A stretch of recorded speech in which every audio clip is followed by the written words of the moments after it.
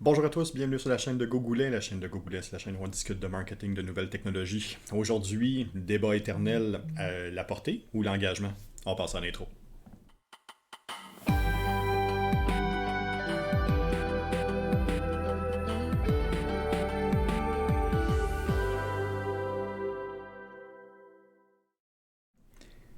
Bon vendredi à tous, à toutes les personnes qui nous suivent en direct sur Twitch, qui nous suivent aussi par la suite en rediffusion sur toutes les bonnes plateformes audio de podcast et sur YouTube.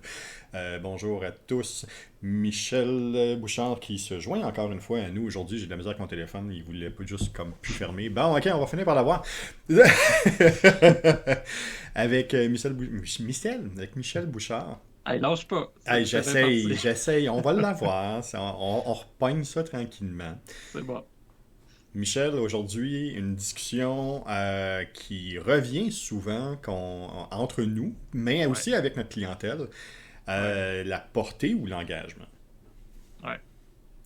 Pourquoi pas les deux? Pourquoi pas les deux, ouais, c'est ça, idéalement, Ouais. ouais, c'est quelque chose qui peut être intéressant, mais pourquoi plus la portée que l'engagement? Bon, si on définit, là, si on définit portée, Michel, Ouais, portée. définir en premier parce que justement, un des problèmes, c'est que je pense qu'on comprend pas c'est quoi un et c'est quoi l'autre. Puis quand on arrive en présentation justement pour une stratégie, c'est important de l'expliquer. Fait que je te laisse Un peu plus définir les trucs. complexe. La portée, c'est quelque chose qui est quand même assez simple. C'est le nombre de personnes que je vais toucher avec la publication que je vais avoir fait. Donc, une publication Facebook, une publication sur les réseaux sociaux, même une vidéo.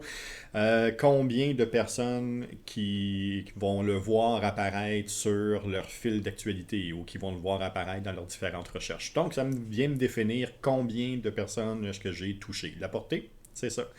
L'engagement, c'est combien de personnes ont eu une interaction directe avec ce que je viens de faire. Donc, que ce soit un like, un commentaire, une publication, un partage, un envoi sur un autre réseau social. Donc, il y a quelqu'un qui a fait quelque chose avec la publication.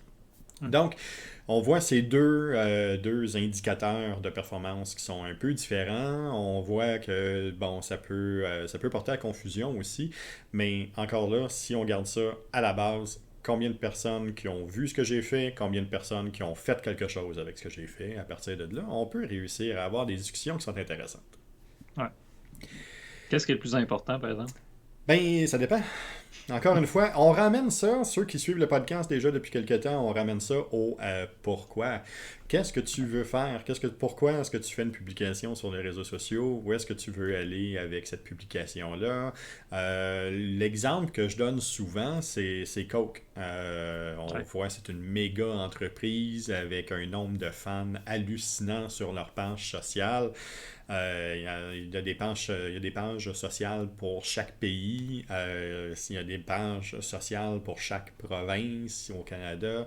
C'est énorme. Il y a un paquet de monde qui les suivent, mais à tous les coups qu'ils vont publier quelque chose, ils ont à peu près 30 ou 40 personnes qui vont aimer ou Mhm. commenter. Donc, si j'ai 8 millions de personnes qui sont abonnées à ma page, mais qu'il y en a juste 30 qui vont commenter, est-ce que c'est un échec? Ben, peut-être pas. Parce Ouais. que dans leur cas, au niveau de l'engagement, c'est pas ce qu'ils cherchent. Eux, de leur côté, c'est on veut juste être vu. On veut juste être là. On veut juste sortir au bon moment. Mhm. Étrangement, c'est des publications qui sont là juste un peu avant le souper, juste un peu avant des galas sportifs. Donc on voit cet univers-là juste pour ressortir, faire allô, oubliez pas, on existe, on est là, je suis sûr que t'as soif, va te chercher quelque chose. Ben, c'est exactement ça. Eux, ce qu'ils ont à faire de leur côté, c'est ça, tout simplement. C'est d'être capable de dire j'existe, je suis là. Donc, il y a de l'engagement, c'est moins intéressant pour eux. Ils ne recherchent pas nécessairement à avoir beaucoup de personnes qui vont les suivre sur les réseaux Ouais. sociaux, ou qui vont créer de l'engagement sur les réseaux sociaux. Ce qui les intéresse plus, c'est est-ce que je suis apparu au bon moment pour que quand tu vas aller au dépanneur, que tu penses à moi. Ah, c'est la recherche du plus grand nombre, hein. C'est pas un. C'est un peu comme Walmart, ils veulent atteindre bien du monde, mais si Mhm. tu prends une entreprise, une petite entreprise du coin, là, elle, ça y donne-tu vraiment quelque chose d'avoir le reach de Walmart? Pas nécessairement, ça va plus être. Justement, dans son cas, peut-être l'engagement serait plus prioritaire que d'avoir 100 000 personnes sur sa page. C'est en plein ça. Fait faut déterminer c'est quoi l'objectif. Si on veut être populaire, OK, l'engagement en tant que tel, on peut moins le prioriser. Mais si ce qu'on cherche, c'est plutôt à se créer une communauté avec qui on va avoir des interactions, si on ne vise que la portée, on va faire la cible, à mon avis. Là. C'est en plein ça, on passe un peu à côté là, de ce qu'on a vraiment besoin. Puis même des fois, de viser trop de portée peut devenir plus dommageable. Parce Ouais. que là, on va avoir de l'engagement, mais de l'engagement qui va être hors cible, de l'engagement qui va être hors profilage, de l'engagement qui va être en dehors des personnes à qui je veux vraiment toucher, des personnes à qui je veux vraiment discuter, qui ont peut-être pas mes valeurs, qui ont peut-être pas une bonne connaissance de c'est quoi mon produit et mon service, puis qui vont peut-être embarquer dans un environnement, oui, peut-être pour questionner, mais peut-être pour négocier ou peut-être pour aller chercher Ouais. des informations supplémentaires qui sont complètement hors cadre avec ce que je fais. Ben, c'est un peu le principe des concours Facebook, hein. Tu Mhm. sais, combien vont faire un concours Facebook mal fait en partant, là, mais qui veulent en faire un pour augmenter spontanément la portée de leur page, avoir beaucoup plus d'abonnés tout d'un coup. Mais la réalité, c'est qu'il y a un paquet de monde qui vont s'abonner qui ne sont qu'à la recherche de concours. Et que c'est pas des clients, c'est pas du tout des gens qui vont rester, qui vont revenir. Ça va fausser les données de la page, ça va même biaiser l'algorithme. Ça va faire en sorte que finalement, après, on va se battre contre l'algorithme de notre page de Facebook pour essayer d'avoir les résultats dont on a besoin pour vrai, parce qu'on a fait un concours qui n'était pas du tout cohérent avec ce qu'on a comme objectif réel. C'est en plein ça. On veut aussi, bon, on en a déjà parlé sur ton podcast, on en a déjà parlé aussi, mais tu en as parlé lundi seul, le moment que j'étais pas là. Ah, ça se peut. Justement sur le pack local, sur Ouais. avoir justement cette information-là, puis cette portée locale-là, mais si tout d'un coup j'ai une portée qui est beaucoup plus large, peut-être que j'offre pas mes services aux différents endroits qui vont être visés. Peut-être que le shipping va être un frein maintenant pour être capable d'envoyer mes produits dans différentes régions. Ouais. Donc, c'est aussi important de bien comprendre, de bien saisir pourquoi est-ce que je veux aller là. La domination mondiale, on va laisser ça à d'autres. On va se concentrer vraiment sur ben, qu'est-ce que nous, on est capable de faire, puis pourquoi on veut aller là. C'est vraiment ça qui va être important. Ah, ben, à qui on veut parler pour vrai? Parce que il y a beaucoup d'emphase, tu sais, qui est faite sur être populaire sur les réseaux sociaux. Puis je comprends, tu sais, il y a une dose de dopamine qui vient avec le fait, Mhm. hey, notre page, on est rendu à 1000, ouais. Mais si dans les 1000, il y a seulement 10 personnes qui sont réellement nos clients, on parle à 990 personnes pour rien. Mhm. Fait que c'est pas juste. Puis peut-être qu'ils n'ont même pas dans leur réseau des gens qui ont Ouais. vraiment besoin de nous. Fait que, tu sais, on a parlé souvent dans tes podcasts comme dans les miens de recherche de pertinence. Je dis dans les miens, mais c'est dans notre podcast du sketch. Là, faut que c'est, c'est cette recherche de pertinence-là, je trouve, qui est plus importante que ce soit que l'engagement que la portée. Si c'est pertinent, on va avoir une portée utile, puis on va avoir en plus un engagement qui va être, comment dire, qui va nous donner la vibe qu'on a besoin d'avoir sur les réseaux sociaux. Fait que c'est pas une recette unique. Non. J'ai l'impression que non, justement, on nous vend l'idée que c'est une recette unique, il y a seulement une bonne façon de faire, alors que non, tout le monde n'a pas les mêmes besoins. C'est en plein ça. Puis oui, pour les besoins de Facebook, pour les besoins de certaines organisations, d'avoir un plus grand nombre de personnes qui vont être abonnées à la page, c'est quelque chose qui est intéressant parce que oui, ça va fournir l'algorithme, ça va fournir la Ouais. bête. Par contre, ben, ça vient avec un downside, ça vient avec certains problèmes, puis certaines réalités qui vont devenir quelque chose qui peut être une menace en bout de ligne ben, pour l'authenticité de la page, l'authenticité des contacts, puis les conversions au bout final pour être capable justement de bien vendre les choses. Ouais, ben, comme je dis Oui, souvent, c'est qu'on se ramasse à travailler pour Facebook et non pas pour ouais. son projet. Ben, c'est en plein ça. On alimente Facebook on crée de l'engagement pour Facebook plus qu'on s'en crée pour nous. Ça, je pense, c'est le cœur du problème, bien souvent. La minute qu'on revient à l'essentiel, on se rend compte, OK, j'ai pas besoin nécessairement de la recette. Je peux utiliser, je peux utiliser cette plateforme-là comme une plateforme de communication. Mhm. Fait que, au-delà de tout ce que je dis souvent, là, que j'aime pas les plateformes et blabla, là, Facebook reste un des outils que je trouve les plus pertinents, les plus utiles quand on l'utilise de la bonne façon. Oui, Mais il faut l'utiliser de la bonne façon pour les bonnes raisons. c'est en plein ça. Ça, c'est l'envers. Non, on a parlé un peu des menaces de la portée. Est-ce que tu vois des menaces ou des problèmes qu'on peut avoir avec l'engagement? Écoute, oui. Le premier qui me vient en tête, là, c'est trop d'engagement, mettons, trop d'interactions, trop de commentaires, puis on n'est plus capable de les gérer. Mhm. On a réussi à avoir une belle portée, puis là, tout d'un coup, on dépasse notre capacité de réponse. Là, ce qui va se passer, c'est qu'on va avoir un temps de réponse plus long, hein, par exemple Mhm. par Messenger.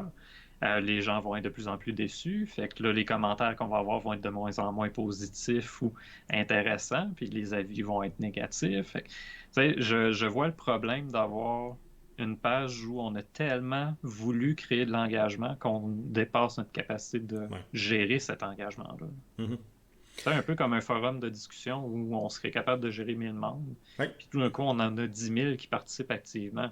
Tu as un modérateur qui essaie de faire le job. Écoute, il dormira plus.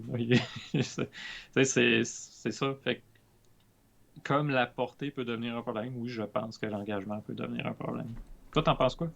Ben, c'est ça, c'est une des choses, mais c'est même une des choses qu'on a déjà vécu avec un client de mon côté. Ben, c'est justement où on a dit, OK, on démarre les campagnes, puis on s'assure maintenant là, qu'on est capable d'aller chercher une stratégie au niveau de l'engagement. Puis c'est ce qui est arrivé. Ben, la personne pensait qu'elle était capable d'absorber le choc, puis Mhm. d'être capable d'aller de survivre à un méga impact de beaucoup de personnes tout d'un coup qui ont de l'engagement sur certaines publications puis sur sa page Facebook, mais ça a été complètement l'inverse. Puis c'est quelque chose qui devient à ce moment-là problématique parce que là, les gens vont de plus en plus poser de questions, vont créer de l'engagement.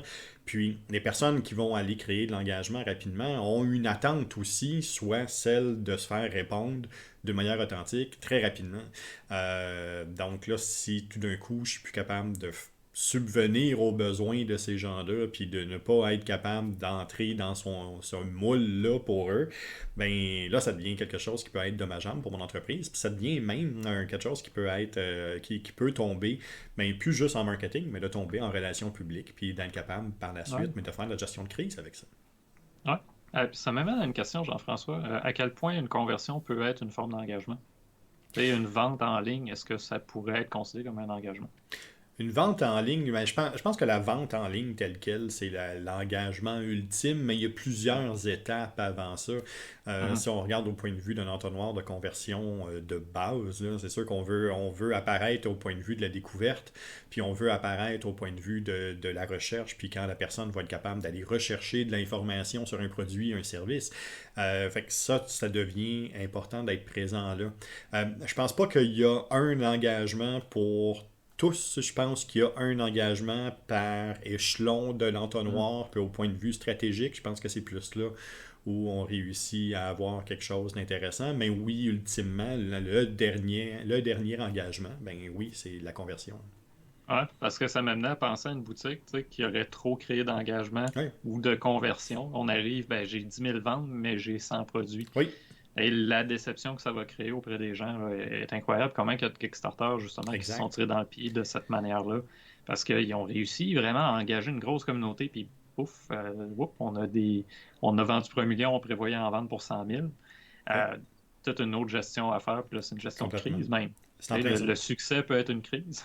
C'est comme un des vidéos YouTube que je t'avais partagé d'ailleurs. C'est des fabricants de tables de jeux qui ont démarré justement finalement un Kickstarter, mais ça a tellement bien fonctionné qu'il est arrivé plein de problèmes, dont ils ont fait planter Kickstarter. Première des Ouais, choses. Ils ont vendu pour 3 millions en dedans de quelques heures à peine. Puis au début, oui, c'était grisant, oui, c'était enivrant. En 8 minutes, ils ont atteint 1 million en vente. C'était super le fun, mais plus la journée avançait, puis plus ouais, le compteur continuait à rouler, plus on voyait les décideurs en arrière faire Oh, attends une minute. Je ne suis plus un artisan. Demain matin, il faut que j'aille acheter de la machinerie pour ouais, devenir une entreprise de fabrication à la chaîne. C'est là mhm, qu'on est rendu. C'est pas le même investissement, c'est pas la même affaire. Puis ils peuvent pas, dans leur situation, ben ils pouvaient pas avoir un déboursé de la part de Kickstarter immédiatement parce qu'il ouais, faut s'assurer de faire le tour du cadran complet du contrat qu'on a avec eux. Donc c'était de l'investissement qu'eux fallait qu'ils mettent avant tout ça. Donc ça a été quelque chose là, qui a été euh, palpitant à suivre, mais ouais, on voit que ils ont extrêmement bien travaillé au niveau de l'engagement, mais que le back-office en arrière n'était peut-être pas nécessairement prêt comme ils pensaient. ouais. Non, fait que, tu sais, dans un cas comme dans l'autre, justement, l'engagement ou la portée, tu sais, on se rend compte. que si on le gère pas de la bonne façon ou on n'identifie pas bien nos cibles, on, on fait soit on rate carrément nos objectifs dans le sens qu'on n'atteint pas du tout la Oui, cible, on voulait 100 personnes, on en a 10. oui. Ou au contraire, on a besoin de 100 personnes, mais on s'est dit on veut viser le plus grand nombre. Là, on se ramasse avec une communauté incroyable, plein de gens à gérer, des questions qui n'ont même pas rapport Non. nécessairement avec nos services, ou des ventes qui dépassent largement notre capacité. Fait que, tu sais, c'est, je pense que tout revient comme à une bonne identification de nos objectifs, de ce qu'on veut Encore là. accomplir. Puis tant mieux s'il y a une bonne surprise, comme dans leur cas, qui ont été capables quand même de se revirer et de gérer la crise du Oui. succès qu'ils ont eu. De suivre d'ailleurs toute cette gestion-là qu'ils ont dû mettre en place pour répondre tout d'un coup à une demande qui a explosé. C'est inspirant, puis c'est le fun de voir qu'ils ont réussi à se débrouiller. Oui. Mais tabarouette, que Ah ça non, doit être stressant pour le temps que ça a duré. c'était quelque chose qui devait être extrêmement anxiogène, puis Ouais. ça devient, là, comme tu le dis, c'est une gestion de crise, puis là, c'est parce que eux commençaient à avoir un niveau de panique, mais les employés aussi voyaient à un moment Ouais. donné dire ah c'est le fun, je suis dans une entreprise où on fait de la table avec minutie puis qualité, puis là tout d'un coup c'est hop, on est-tu en train de virer vers quelque chose qui est contre mes valeurs ou contre ce que Ouais. moi je mets de l'avant. Fait qu'il y a un paquet de choses qui sont à prendre en considération. Bon, là, on a naturellement, c'est un exemple d'engagement qui a dérapé de manière exceptionnelle, là, on Ouais. s'entend. Mais dans la vie de tous les jours aussi, augmenter ce niveau d'engagement-là, ben, ça peut aussi devenir une problématique. Les gens vont nous poser des questions, les gens vont nous demander vont nous poser des questions justement sur nos produits, nos services, sur ce qu'on offre, sur la disponibilité d'un produit ou d'un autre. Ben, il faut aussi s'attendre à être capable de prendre ce flot-là, de leur répondre, puis d'être capable, ben, soit de répondre directement sur la plateforme avec laquelle ils sont en train de communiquer, ou sinon, ben, les diriger vers mon outil de Ouais. communication préféré, celui qui a été adopté à l'unanimité dans ma structure d'entreprise. Puis là, ça va être de discuter avec la personne, puis d'être capable là, de commencer à la sécuriser. Mais toutes ces différentes étapes-là, encore malgré le grand succès qu'on a vu depuis surtout les 2 dernières années avec les achats et les communications en ligne auprès des entreprises et des entrepreneurs, ça reste quelque chose qui est anxiogène. Je sais pas c'est qui est de l'autre côté, je connais pas l'entreprise, Ouais. c'est peut-être quelque chose qui est un fond de sous-sol, puis je le sais pas. J'ai toujours quelque chose, j'ai toujours une petite switch en arrière de ma tête qui dit, tu sais, c'est-tu quelque chose qui est vrai ou pas? Comment est-ce que je vais travailler là-dessus? Ben, c'est ça. Cet engagement-là devient à ce moment-là ben, le moment de prouver votre professionnalisme, votre authenticité, votre rapidité, votre efficacité. Ouais. Puis de pas se tirer dans le pied, tu viens de mentionner le professionnalisme. On peut être quelqu'un d'hyper professionnel, de consciencieux, puis Ouais, c'est vraiment notre affaire. Mais si on a mis en place une stratégie qui ne convient pas du tout à notre capacité de produire, ben, notre image qu'on va projeter va en souffrir. Et le meilleur exemple, c'est moi, je ne gère pas tant d'appels. J'invite pas les gens à me téléphoner. J'invite les gens à m'écrire un courriel, à m'écrire un message, à venir sur les différentes plateformes. S'ils téléphonent, il y a bien des chances que je ne réponde pas. Si je crée l'attente de m'appeler puis que je vais répondre, ben, il y a bien des gens qui seraient déçus. oui, Fait que ça, c'est le micro-exemple de si je cherchais à créer un engagement autour de l'idée de pouvoir m'appeler constamment à toute heure, ça ne fonctionnerait pas. non, Fait que, je pense que de viser les bons objectifs, ça revient toujours à ça. Pourquoi on veut le faire, comment on veut le faire, puis qu'est-ce que ça, vers où on veut aller. Parce que même dans une stratégie de growth, si oui, on vise de croître trop rapidement, ça va être le même problème. mhm, On a trop de portée, trop d'engagement, trop de gens à gérer, trop de tables à produire, oui, comme dans l'exemple qu'on ah oui, mentionnait. exact. Ben, on se ramasse à plus gérer le projet, on gère les crises. On éteint des feux, comme on dit. C'est en plein ça. Michel, de ton côté, je connais déjà un peu la réponse, mais de ton côté, pour le type d'entreprise que tu as présentement, donc vraiment de ton côté à toi, Plus remédiable, pas de sketch. plus remédiat, OK. qu'est-ce que tu priorises, la portée ou l'engagement? Ah, l'engagement à plein. Je ne vise pas du tout la portée. En fait, je vais préciser ça autrement. Par les réseaux sociaux, je ne m'occupe pas du tout de la portée. Si j'ai quelqu'un qui voit ce que je fais, hey, tant mieux, je suis content. En SEO, je m'intéresse beaucoup plus à la À la portée. portée. Ouais, l'engagement m'intéresse, mais c'est comme je vais chercher la portée que j'ai besoin d'aller chercher par Google. L'engagement, je vais plus le viser justement par le podcast, des choses comme ça. Tu sais, avoir juste un commentaire de temps en temps par un podcast, moi, ça me convient. Oui. Fait que ça dépend vraiment de quel réseau qu'on parle. Par Facebook, je cherche pas du tout l'engagement. Mhm. LinkedIn, un petit peu plus. TikTok, oui. Mhm. Pour la portée, TikTok, un peu plus. Tu sais, TikTok, c'est lui qui est le plus équilibré, je te dirais, entre portée et engagement. Ouais. J'aime ça avoir un peu des deux. Mais ça dépend des plateformes. Fait que j'ai pas de réponse unique à te donner. C'est vraiment, je gère ça plateforme par plateforme pour mes objectifs globaux. Non, c'est en plein ça, mais c'est ce que je voulais mettre de l'avant aussi parce que, tu sais, c'est pas une stratégie unique. Ouais. On peut avoir une stratégie qui est dédiée à Facebook, qui ont une stratégie qui est complètement différente sur YouTube puis sur TikTok, et ça fonctionne. L'important, c'est d'être capable de voir le 360, de voir la globalité de tout ça, puis de s'assurer que, bon, ben, chaque action qui est prise ben, répond à un besoin stratégique et répond à un élément premier, puis qu'on soit capable de mesurer aussi par rapport à l'entonnoir qu'on a, ben, jusqu'où on peut aller. Ouais, parce que j'en vois tellement justement qui se vantent ou qui veulent avoir plutôt la grosse communauté par Facebook ou TikTok ou LinkedIn, peu importe. Mais quand on arrive sur le Google, il n'y a pas du tout de trafic, il n'y a pas de visibilité, on les voit juste pas. Même s'ils arrivent premiers dans le SERP sur certains mots-clés, même, hein, on les verra pas pour autant. Il n'y a quasiment pas de gens qui vont voir il n'y a pas d'impression. C'est correct si vous voulez gérer votre marketing par les plateformes sociales. Dans une situation comme la mienne, où je suis plus comme, je suis au croisement entre consultant puis producteur de contenu, là. Créateur de contenu, producteur, c'est laid. Créateur de contenu.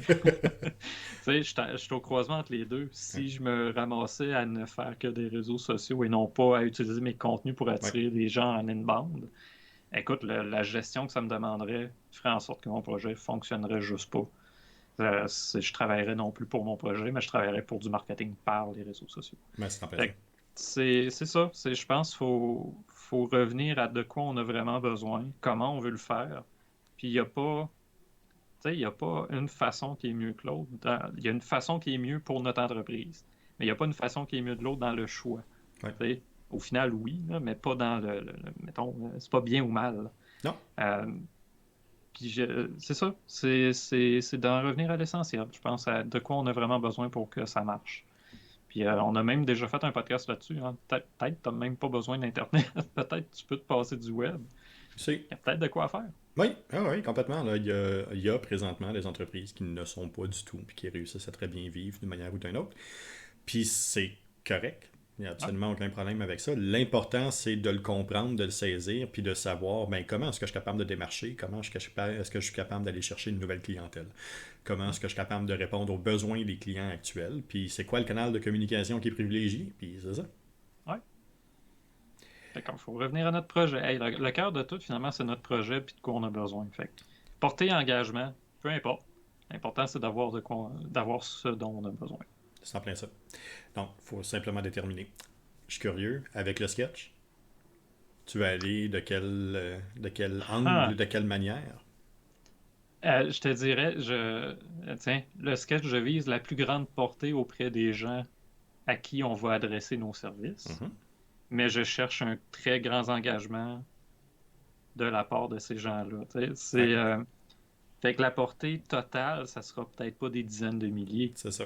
Mais les quelques centaines qu'on va vouloir, on va essayer de les engager. Fait que, c'est une portée ciblée.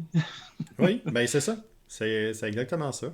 C'est d'être capable d'avoir une portée limitée, une portée limitante aussi, qui va permettre ben, de toucher les bonnes personnes, de toucher les décideurs, les personnes qu'on vise. Exactement. Ben oui, c'est ça. Ouais, tu sais, tantôt, j'ai fait une erreur en disant producteur de contenu. Il y a des usines de production de contenu. Oui. Si Remedia était trouvé comme ces usines de production de contenu-là, ça fonctionnerait pas. C'est pas ce qu'on offre. C'est pas du tout notre philosophie non plus. Non plus. C'est le même principe. On veut avoir la visibilité auprès des bonnes personnes. Puis cette visibilité-là, dans notre cas, vient surtout du SEO. C'est les gens qui nous trouvent un SEO qui veulent du SEO. C'est rare que c'est par Facebook. C'est ça. Je pense que c'est de bien comprendre qu'est-ce qu'on veut faire, de trouver notre façon, de comprendre aussi comment les gens vont s'engager, parce que peut-être que si on n'est pas justement sur une plateforme sociale comme Facebook, LinkedIn, peu importe, ça ne fonctionnera juste pas. Ouais. Alors que peut-être que si on n'est pas du tout un SEO, ça ne fonctionnera pas non plus. Si on n'est pas présent en réel, il n'y aura pas plus d'engagement. Il faut trouver la bonne méthode. C'est en plein ça. Fait que ça prend une stratégie, ça prend une étude de marché, ça prend... Ouais. Ah. C'est en plein ça. On n'a pas le choix. Ce n'est qu'un des questionnements qu'il faut se poser par rapport à la grande stratégie numérique que vous allez mettre en place. Ouais. Oui, l'étude de marché, oui, à qui je m'adresse, oui, le ciblage, tout ça devient ultra important parce que oui, je peux avoir une très grande portée, mais dans une cible qui est limitée. Je ne suis pas Ouais. obligé d'aller chercher 8 millions de personnes, je peux avoir 150 personnes, mais si sur les 150 personnes, j'ai 100 personnes qui achètent, ça vaut la peine. Ouais. Ah, c'est le fameux débat, hein? On a-tu tout besoin d'être Walmart, Amazon? Non. On n'a pas besoin d'être tout Coke. On peut être une petite brasserie, brasserie, peu importe. On va prendre l'exemple de la bière. Tiens, on n'est Mm. pas obligé d'être la batte, on peut être une petite micro-brasserie de région, puis Ouais. tout à fait acceptable. Oui, complètement. Tout à fait. Je vous rappelle que vous êtes sur le podcast de Gogoulet, le podcast où justement on discute de marketing, de nouvelles technologies. On est disponible sur les différentes plateformes de podcasts audio. On est disponible sur YouTube, on est disponible sur Twitch. Aussi les vendredis de 15h. On est déjà rendu au 12e, 13e épisode de la saison 4. Ça fait plus de... À deux, ça fait plus de 110 épisodes qu'on fait. Avec les hors-séries, puis quelque chose qui était démarré pour le plaisir, puis en disant, bon, comment ça peut fonctionner, mais finalement, on est rendu à plus de 100. Je vous invite à aller à nous suivre sur les différentes plateformes, puis à aller voir justement là, ce qu'on a fait. Puis vous avez un peu de tout pour tous les styles au point de vue du marketing, si vous avez différentes questions. Je vous rappelle aussi que ces questions-là, Michel, ils viennent d'un pot. Oui, ils viennent d'un pot. C'était-tu comme flagrant comme passe, ça, hein? Ça avait-tu comme pas de Ah, sens? c'est correct, c'était assez fluide, Jean-François. Ouais, ok. Ça a quasiment eu l'air naturel. Eh oui, tellement, ça avait absolument aucun sens. Je savais même pas que j'étais rendu où. Oui, ça vient dans un pot. Au début de la saison 2, on a été en mesure de comptabiliser différents sujets que nous, on avait décidé. Pour la saison 5 et les prochaines, c'est vous qui allez décider. Envoyez-nous vos sujets, envoyez-nous ce que vous aimeriez qu'on discute ensemble. Envoyez-nous des sujets que vous aimeriez qu'on explore. Envoyez-nous les différentes questions, même si vous avez des questions qui touchent à la technologie ou au marketing qui sont un peu plus précis, mais n'hésitez pas. Ça va nous faire plaisir de prendre un peu de temps sur le podcast pour discuter avec vous. Puis qui sait, peut-être qu'on vous invitera même pour discuter live avec nous. Pour la semaine prochaine, Michel, donc le 11 novembre, le 11 mars, le 11 mars prochain, hey, je recommence. Le 11 mars prochain, on va discuter de, la surabondance d'informations. Ah, yes. Et le référencement organique. Ouais. Ah, ça va être le fun. En plus, on est dans un contexte malheureux là, en ce moment. Tout à fait. Mais il y a une surabondance de contenu sur un sujet particulier que je nommerai pas. On va y revenir parce que on voit qu'en organique, j'en parle souvent comme un marathon, là, le référencement organique, mais en ce moment, c'est une course.